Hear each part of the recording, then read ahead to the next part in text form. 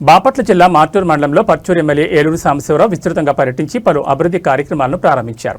ద్వారకాపాడు గ్రామంలో SC ST లబ్ధిదారులకు ఉచిత సోలార్ పథకాన్ని ప్రారంభించారు.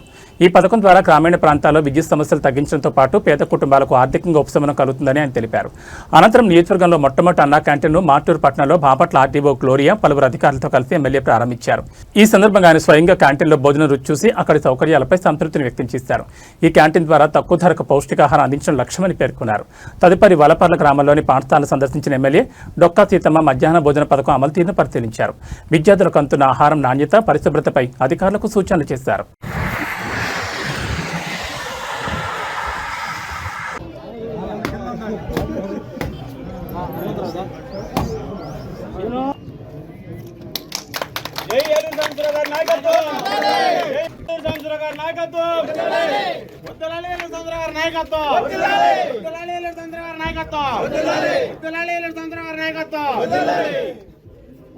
తెలుగుదేశం పార్టీ 60,000 రాష్ట్ర ప్రభుత్వం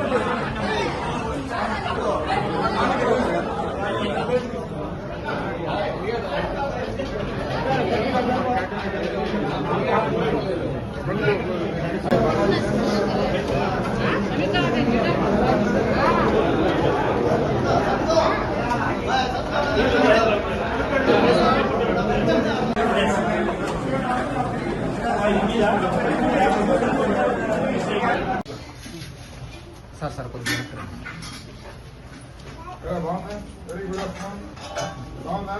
చెప్పండి.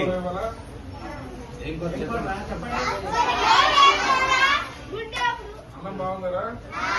గుడ్డు కూడా ఉంది ఇవాళ. గుడ్డు బాగా ఉడికిందా? గుడ్డు ఫ్రైనా? సాంబారు సాంబార్ లేదా? మరి మునక్కాయలు వేసి ఎంత దోసకాయలు